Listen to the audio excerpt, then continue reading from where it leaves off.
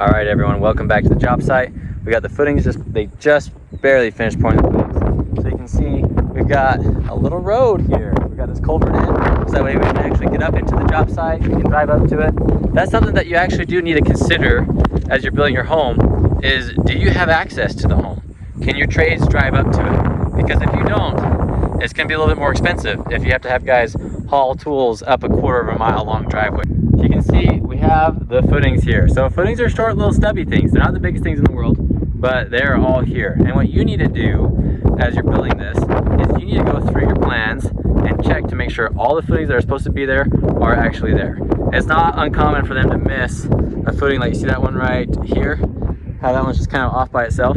It's not uncommon for them to miss those. It's also not uncommon for them to miss those little spot footings that we have out there in the distance.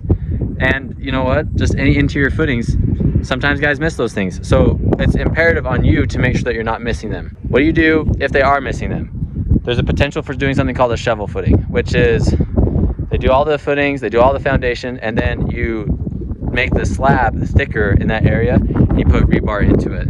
And so what you do is you actually, the gravel that's there for the backfill, you dig out a portion of that and then you make it so that your footing is in that. That's a potential. I don't recommend that because I end up having to be the one that usually looks at that and has to paint it all out exactly where I want it. It's just easier if you just get it all done up front. So I recommend going that route as opposed to a shovel footing, but there are options for you. If you do miss it, you can go the shovel footing route. So when you're pouring your footings, you have to have an inspection with either the city or county, whatever jurisdiction that you're in.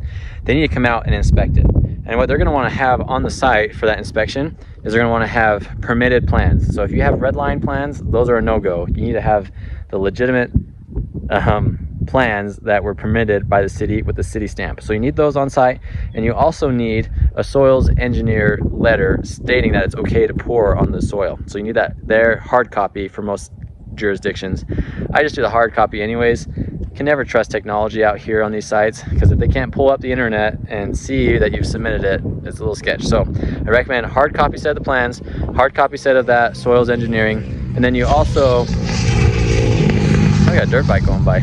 So you need a hard copy of your permitted plans, you need a hard copy of that soils engineering letter, and then if you have done any changes that might require an engineering letter, you need to make sure that that's here too. And have your phone ready, because if they're going to call you and have questions, you want to answer those questions, because when concrete trucks are coming, you don't want to screw that up as much as possible. So make sure that you have those things ready, and then just talk to your footing guy. See if he has any questions. Make sure that he has all his questions answered before he gets here, and it's going to make a heck of a lot easier process. Footing guys tend to show up early. They're kind of in the 5 o'clock, 5 o'clock in the morning crew. And if that's not how you roll, make sure you have all your questions answered up front, so that way you're not answering the phone call at 5:30. Anyways, thanks for watching, guys. We'll talk a little bit more about foundation walls next time, and I'll catch you on the next one. See ya.